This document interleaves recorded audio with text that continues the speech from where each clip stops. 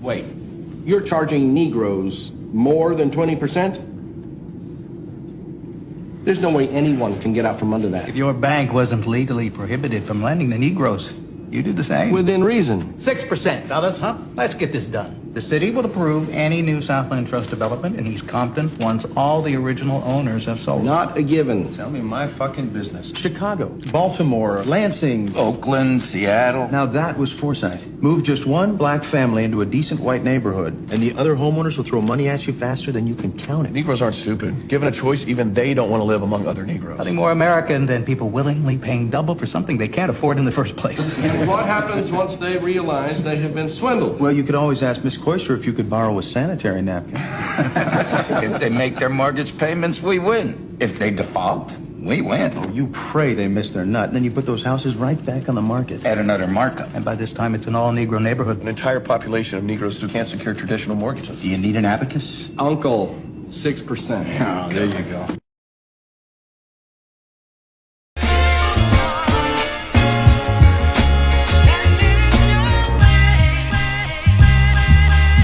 Now I will never be your hater, I'm your biggest fan. I hope it falls into place just how you planned it.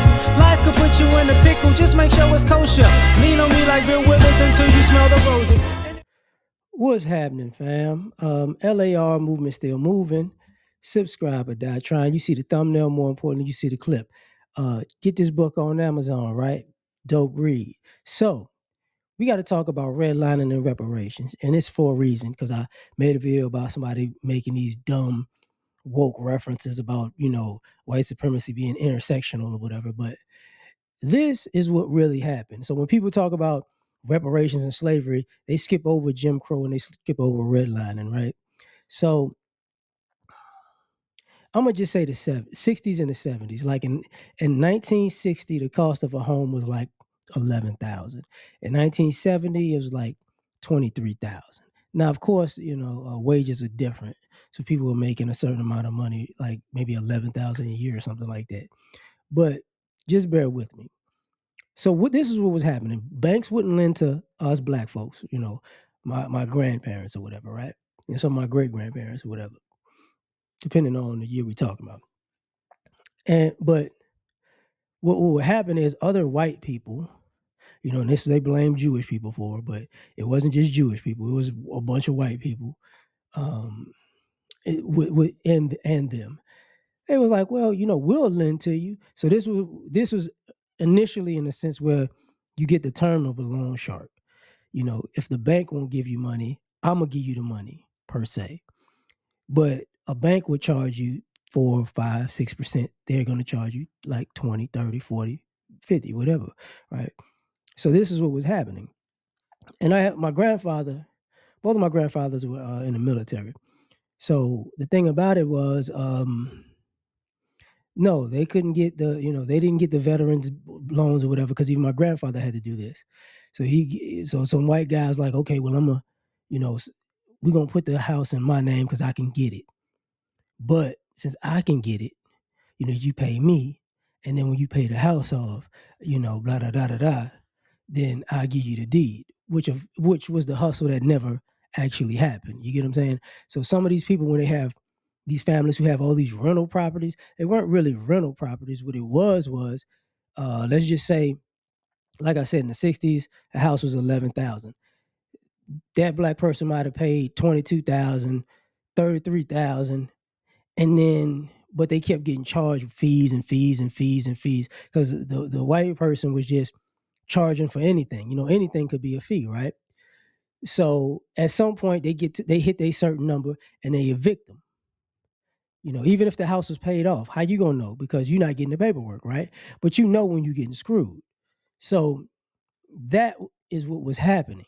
So when people go, well, where's the wealth go? That's how a lot of families, that was their extra income, quote unquote, rental properties. Or, and you evict them, and then you get another black couple or whatever, or black person to move in, and you charge them an exorbitant amount in rent. So that was the hustle, because the banks wouldn't, lend to us black folks.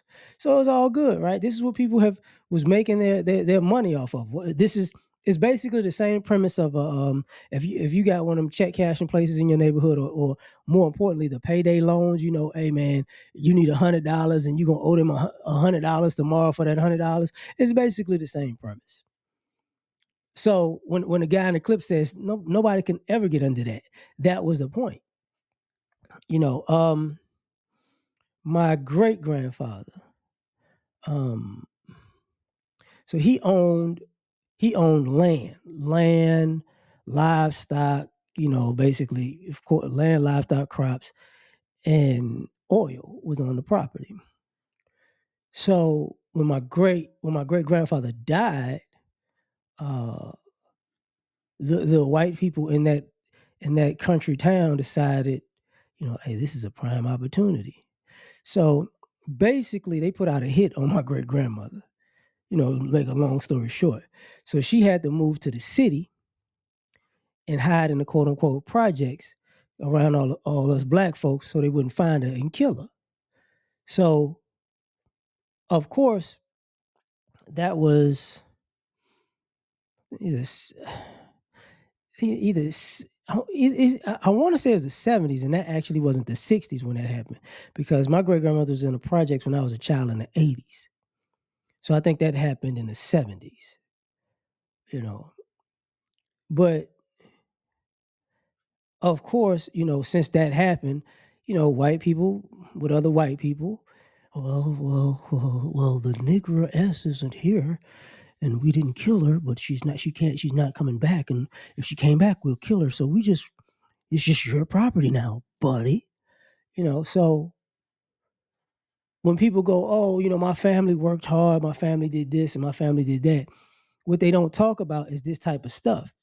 And sometimes, this goes into the premise of, sometimes it was, your job might have did it, but your coworkers could have did it. Like if this was the era when people was working at plants, you know what I'm saying? So you could work at the plant, you black, your coworker black or is white, and your coworker can get a house, but you can't. And then your coworker be like, okay, I got you. I know what to do.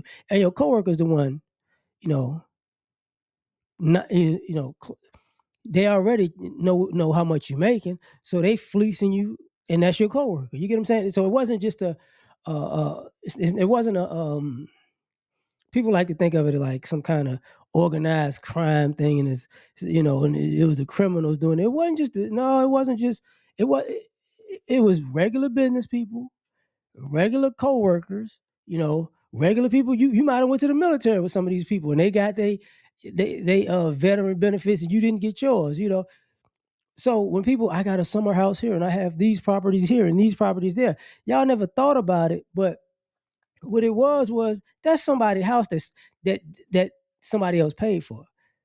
Thus when y'all fast forward, you be like, oh, you buy a home and you rent it out, and they pay the mortgage. That's what we do. You become a renter. But it's the same premise with the slumlords. The reason I'm wearing a Chicago hat, because Martin Luther King found this out, how prevalent this was in Chicago when he lived there. Like, oh, this is what y'all doing. Okay. So that was part of redlining. If we're gonna lock you out, but at the same time, these other people could fleece you. And that was the underbelly for the Fair Housing Act. What was 8 or something that it was signed. But y'all got to understand, I don't think that act really took effect and could be until like 1984. It says 84. So you really didn't get treated fairly until 85, and at the same time, you still see there's predatory lending to this day. So when people talk about reparations and they leave out the stuff that happened in Jim Crow, that's the problem. If everybody's so woke, they could wake up to this stuff. They like these clips are out here, and they're making movies and TV shows out of them. You should put this together. Should I be the one doing it? I'm doing it, so I shouldn't ask that question. But like, share, subscribe, or die trying. Catch y'all on the next one. Peace.